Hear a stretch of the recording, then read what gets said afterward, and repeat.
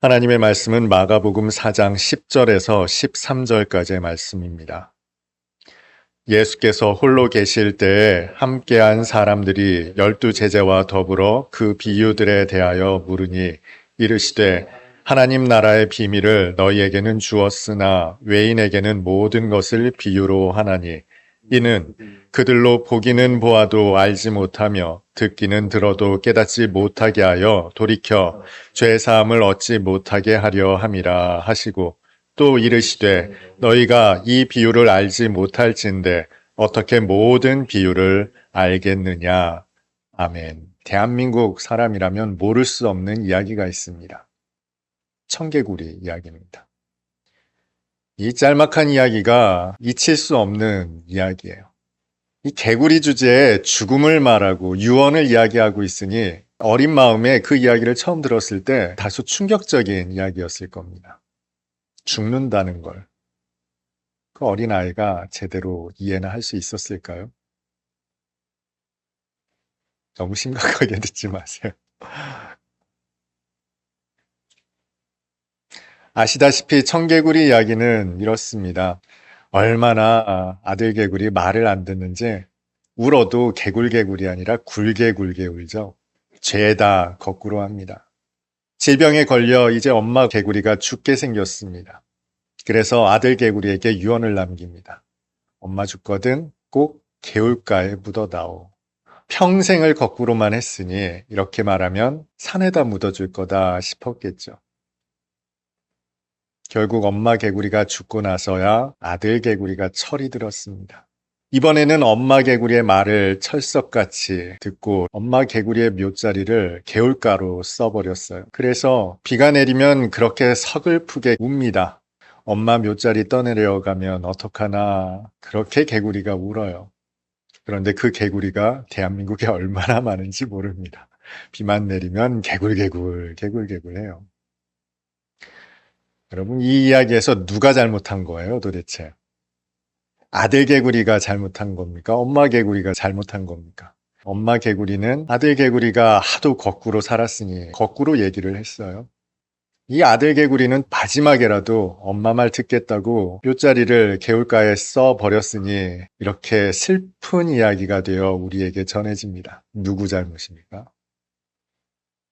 그런데 만일 여러분이 아들 개구리라면 여러분은 어떻게 하시겠어요? 묫자리를 산에다 쓰겠습니까? 아니면 개울가에 쓰겠습니까?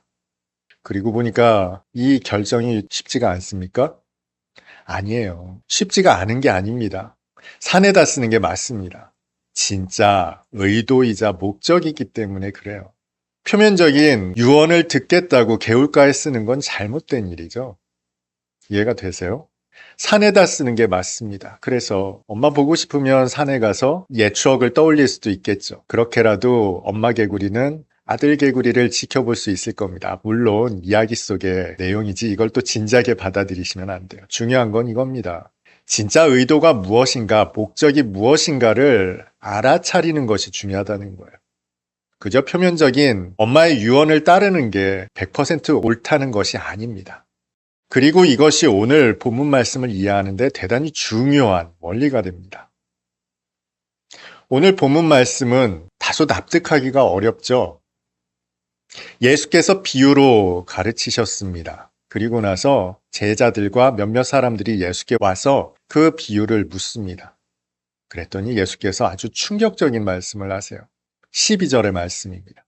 이는 그들로 보기는 보아도 알지 못하며 듣기는 들어도 깨닫지 못하게 하여 돌이켜 죄사함을 얻지 못하게 하려 함이라 하시고, 예수께서 비유로 말씀하신 이유가 나오죠.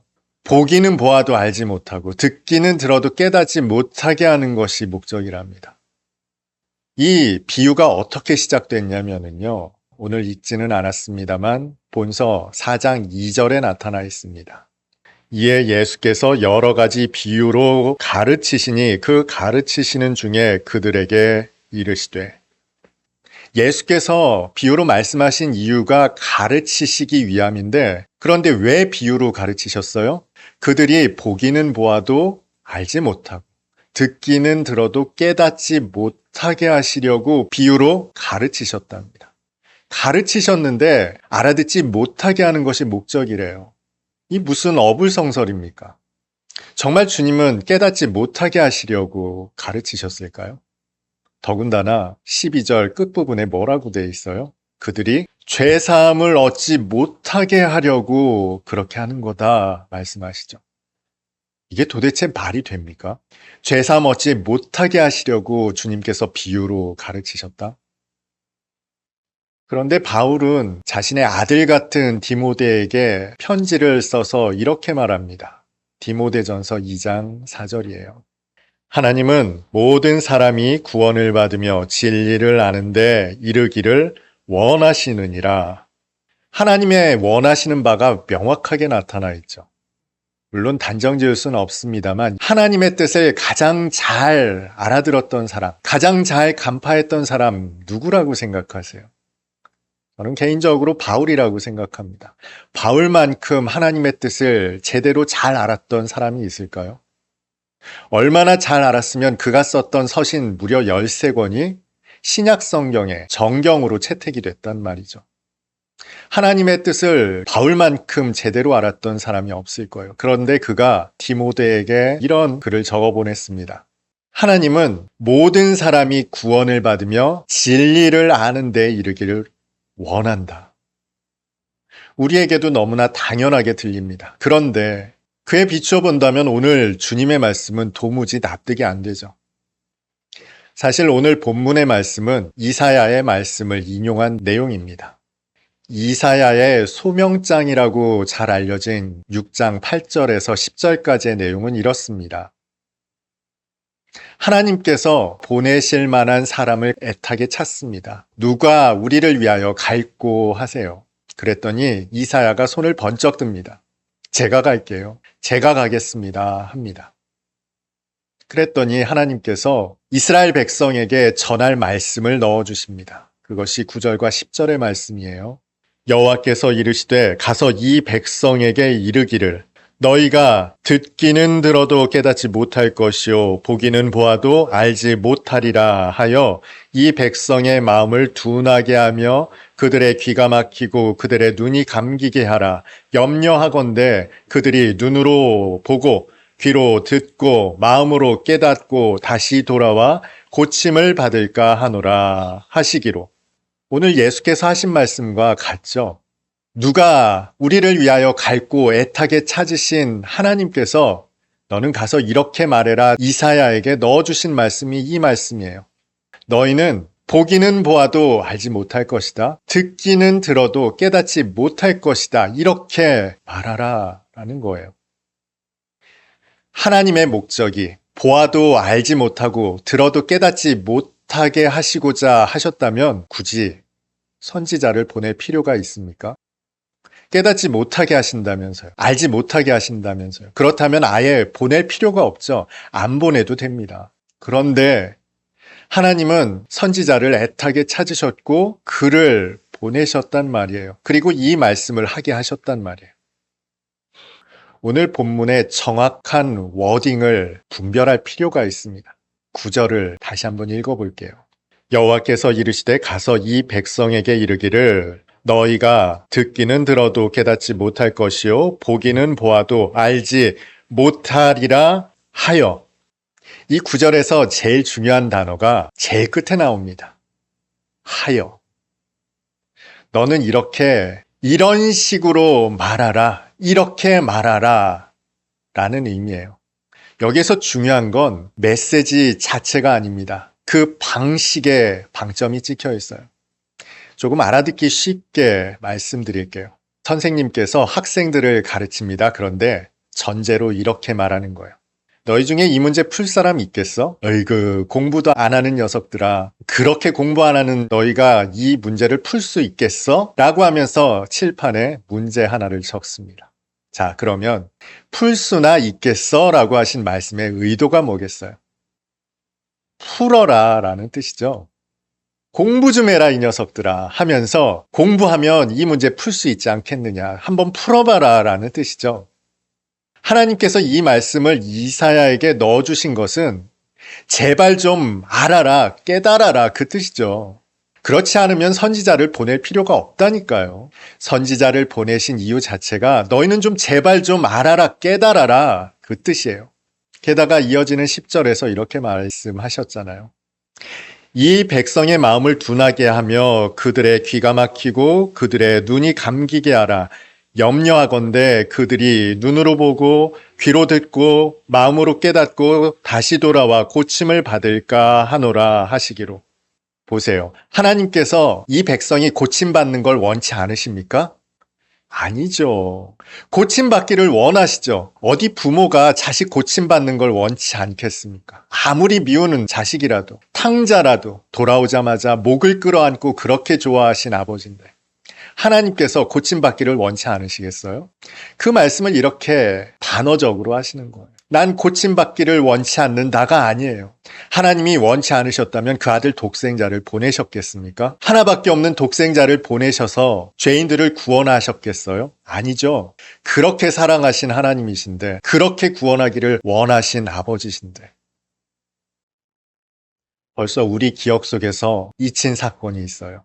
작년 12월 29일에 있었던 무한 항공기 사고입니다. 저는 뉴스에서 그 장면을 여러 번 보았습니다. 바퀴가 내려오지 않아요. 그래서 정지가 되지 않습니다. 비행기가 활주로를 쭉 진행합니다. 그 빠른 속도로 결국 벽에 들이받고 화염에 휩싸여 정말 안타까운 생명이 목숨을 잃었죠. 만약에 여러분이 2024년 12월 28일로 돌아가게 된다면 여러분은 어떻게 하시겠습니까? 내일이면 어떤 사고가 일어나는지 너무나 정확하게 알고 있습니다. 그 뻔한 사고를 알고 있으면서 나와는 무관하니까 가만히 계시겠습니까? 항공사에 전화하시겠어요? 경찰에 알리겠어요? 일어나지도 않은 사건, 사고를? 아마 여러분이 범인으로 지목될지도 몰라요. 그 수고, 그 불편함, 그 닥치게 될 어려움을 감안하시고서라도 움직이시겠습니까? 아니면 그냥 잠자코 받아들이시겠습니까? 사고는 일어날 수밖에 없을 거예요. 그렇다고 여러분이 손 놓고 가만히 있을 수 있겠습니까? 뭐라도 할 겁니다. 제가 설교를 준비하다 이렇게까지도 생각을 해봤어요. 전화를 해서 제가 폭탄을 설치했습니다. 그러면 난리가 나겠죠? 비행기가 이륙하지 못할 겁니다. 그러면 그 사고를 막을 수 있지 않을까요? 사고는 일어나지 않겠지만 저는 감옥에 가겠죠. 제 인생은 끝장이 날 겁니다. 그러나 이것이 보통 평범한 사람들의 마음이죠. 그냥 손 놓고 두고 볼 수 없는 일입니다. 뭐라도 해야 해요. 그 비행기가 이륙하지 못하게 막아야 된단 말이에요. 할 수 있는 모든 방법을 강구하겠지만 그 사고를 막지 못할지도 몰라요. 그러면 하나님은 어떠실까요? 전지전능한 하나님은 어떠실까요? 이스라엘이 돌이키지 않을 것을 너무나 잘 알고 계세요. 전지전능하신 하나님이 모르실 수 없어요. 그러니까 하나님은 어차피 그렇게 될 이스라엘 백성 손 놓고 방관하실까요? 아닙니다. 아님을 나타내는 말씀이 방금 읽었던 이사야 6장의 말씀이에요. 누가 우리를 위하여 갈고 애타게 찾으신 하나님이 이사야를 보내 이렇게 말씀을 넣어주신 거예요. 너희 이 문제 못 풀지, 너희 돌이키지 못하지, 알아듣지도 못하지 라고 백성들에게 말해라. 그러면 백성들이 아니 왜 우리가 알아듣지 못한다고 말합니까? 우리 알아들을 수 있습니다. 돌이킬 수 있습니다 하지 않겠느냐. 그런 의도가 다분히 담긴 하나님의 말씀입니다. 그 의도를 알았기에 이사야가 그래서 11절에 이렇게 되묻습니다. 내가 이르되 주여 어느 때까지니까 하였더니 주께서 대답하시되 성읍들은 황폐하여 주민이 없으며 가옥들에는 사람이 없고 이 토지는 황폐하게 되며 여호와께서 사람들을 멀리 옮기셔서 이 땅 가운데 황폐한 곳이 많을 때까지니라. 이사야가 답답한 겁니다. 이 백성이 깨닫지 못하면 돌이키지 못하면 어떡합니까? 도대체 그 일이 어느 때까지입니까? 라고 말했더니 하나님이 말씀하세요. 망할 때까지다. 그들은 너의 말을 듣지 않을 것이다. 돌이키지 않을 것이다. 깨닫지 않을 것이다. 그래서 결국 이스라엘은 망할 것이다. 하나님께서 이사야에게 그런 아픈 말씀을 하시는 거예요. 그리고 그 일은 결국 이루어지죠. 이것이 바로 전지전능하신 하나님의 딜레마예요. 전지전능하신 하나님의 딜레마. 하나님은 어떤 일이 일어날지를 알고 계십니다. 이스라엘 백성이 돌이키지 않을 것을 아세요. 손 놓고 방관할 수 없는 것이 사랑이 많으신 하나님의 마음 아니겠습니까? 그래서 누가 우리를 위하여 갈고 이 마음을, 이 뜻을 온전히 전할 만한 사람 누가 있을까? 그 부름에 응답했던 사람이 바로 이사야였습니다. 이 안타까운 마음. 여러분은 이 하나님의 마음이 이해가 되십니까? 부전자전이라고 하죠. 하나님께서 하셨던 그 똑같은 표현, 오늘 본문에서 주님께서도 하시는 거예요. 주님은 가르치셨다니까요. 그런데 비유로 가르치셨어요. 여러분이 여기에서 크게 오해하는 것이 있습니다. 이 주님의 본문 말씀만을 읽고 주님은 사람들이 깨닫지 못하게 하시려고 비유로 말씀하셨구나 싶을 겁니다. 그런데 정말 그럴까요? 이 이야기를 전해 들은 사람이 어떤 생각이 들었을까요? 예수께 물으러 오지는 않았는데 어찌하여 이 제자들에게 하신 말씀을 전해 들은 사람이 어떤 생각이 들었을까요? 아, 왜 우리한테는 설명해 주지 않으신 거야? 나는 봐도 알지 못하고 들어도 깨닫지 못한다는 거야? 어렵지도 않구만. 나도 무슨 말인지 이해가 되는구만. 하지 않겠어요? 듣고자 하는 사람이라면 이 말씀 듣고 깨닫는 게 어렵지가 않습니다. 여러분, 이 4가지 땅에 떨어진 씨앗 비유가 대단히 어려운 비유입니까? 아닙니다. 유치원생이라도 앉혀놓고 설명하면 알아들을 수 있는, 깨달을 수 있는 아주 쉬운 비유예요. 그런데 예수께서 이 쉬운 비유로 가르치신 이유가 뭘까요? 듣고 깨달으라는 거죠. 알아차리라는 거죠. 듣고자 한다면, 깨닫고자만 한다면 누구나 듣고 깨달을 수 있습니다. 그런데 깨닫지 못하는 사람이 있어요. 누굽니까? 아예 이 예수님의 말씀을 들을 마음이 없어요. 깨달을 생각이 전혀 없어요. 들을 마음이 없으면은요, 그 누가 와서 설명을 해도 듣지를 않습니다. 깨닫지를 않습니다. 그래서 오늘 본문 13절의 말씀을 하신 거예요. 4장 13절입니다. 또 이르시되 너희가 이 비유를 알지 못할진대 어떻게 모든 비유를 알겠느냐. 이렇게 쉬운 비유를 알아듣지 못하면 다른 비유 어떻게 알아듣겠느냐. 너희가 내 말을 들을 의도가 없다면, 들을 생각이 없다면 내가 무슨 말을 해도 듣기를 거부할 것이다. 그 뜻이에요. 그런데 이사야의 심경을 한번 생각해 보겠습니다. 하나님께서 말씀하셨어요. 이 백성은 보기는 보아도 알지 못할 것이고 듣기는 들어도 깨닫지 못할 거예요. 너는 이렇게 말해라. 이사야가 어떤 마음이 생겼을까요? 하나님 왜 그러십니까? 잘 말하면 알아듣지 않겠습니까? 잘 설득하면 들어먹질 않겠습니까? 마음을 돌이키지 않겠습니까? 그런 생각 들지 않았겠어요? 해서 백성들에게 말할 때 하나님의 말씀만을 전했을까요? 아니면 그 이면적인 뜻도 풀어서 설명했을까요?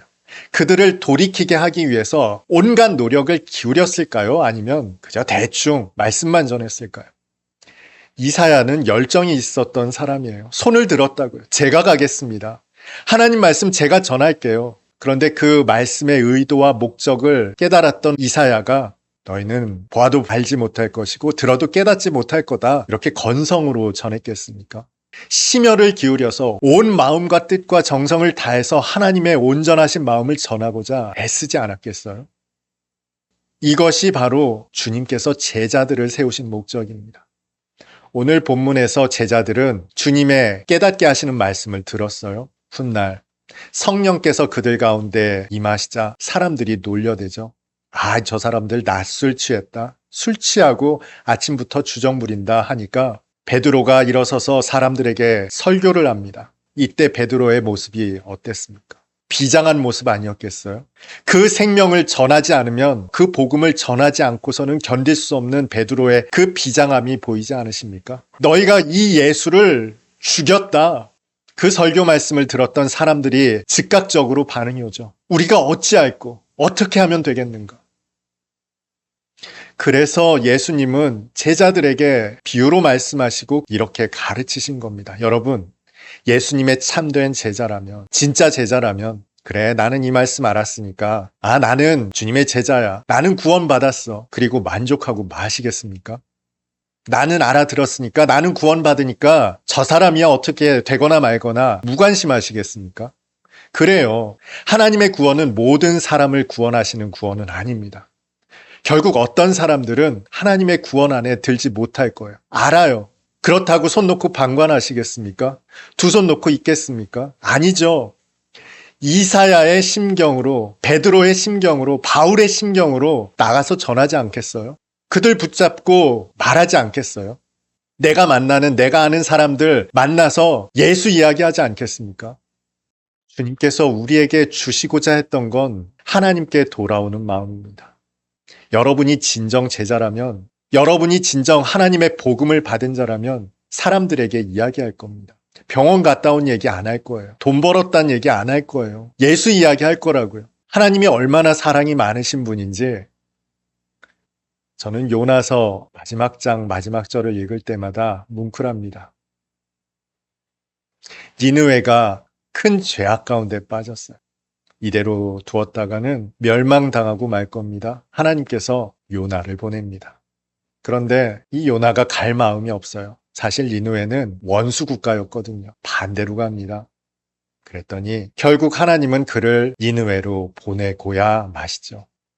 한 사흘쯤 말씀을 전해야 할 큰 성읍인데 반나절 잠깐 복음을 전하고 맙니다. 그리고 나서 이 니느웨가 심판받기를 바라는 마음으로 멀찌감치 성 밖에서 지켜보고 있어요. 그런데 이 사막기후라는 것이 얼마나 뜨겁습니까? 박넝쿨이 자랍니다. 박넝쿨이 자라서 그늘이 생겼더니 아주 선선하여 견딜만 하게 되었습니다. 그런데 볕이 얼마나 뜨거웠던지 박넝쿨이 또 바싹 말라 타버렸어요. 또 뜨거운 햇볕이 내려쬐입니다. 아이고 하나님 죽겠습니다. 요나가 말하니까 하나님이 이렇게 말씀하십니다. 요나서 4장입니다. 요나서 4장 10절에서 11절입니다. 여호와께서 이르시되 내가 수고도 아니하였고 재배도 아니하였고 하룻밤에 났다가 하룻밤에 말라버린 이 박넝쿨을 아꼈거든. 하물며 이 큰 성읍 니느웨에는 좌우를 분변하지 못하는 자가 12만여 명이요 가축도 많이 있나니 내가 어찌 아끼지 아니하겠느냐 하시니라. 아멘. 이 하나님이 백성들에게 가서 전하라 하신 말씀이 저희가 보기는 보아도 알지 못하고 듣기는 들어도 깨닫지 못하게 하시겠다. 이게 하나님의 진정한 뜻일까요? 돌이키는 것을 원치 않으시는 것이 하나님의 뜻이겠습니까? 그런 세상을 위해, 그런 백성들을 위해 당신의 하나밖에 없는 독생자를 보내셨을까요? 말씀을 잘못 이해하면 마치 청개구리가 범했던 우를 우리도 범할 수 있어요. 돌아가신 엄마 유언 따라 개울가에 묻어버린다니까요. 이건 고민할 문제가 아닙니다. 엄마는 개울가에 묻는 게 아니죠. 깨닫지 못하게 하는 것이 하나님의 뜻이 아니라고요. 말씀을 듣고 하나님의 뜻이 무엇인가를 분별할 줄 아는 여러분, 여러분에게 이사야의 마음이, 바울의 마음이, 베드로의 마음이 깃들기를 바랍니다. 여러분만 알고 좋아하고 즐거워하는 그런 신앙에 머물지 않기를 바랍니다. 하나님의 참뜻을 알아서 비록 세상이 듣지 않을지라도 그 복음 전하지 않고는 견딜 수 없는 여러분이었으면 좋겠습니다. 여러분이 마음에 받아 가진 그것이 진정 참된 복음이라면 여러분 안에 남겨두지 마십시오. 세상으로 흘러갈 수 있게, 그들로 듣고 돌이킬 수 있게 주님의 온전하신 참뜻을 전하는 저와 여러분 다 될 수 있었으면 좋겠습니다.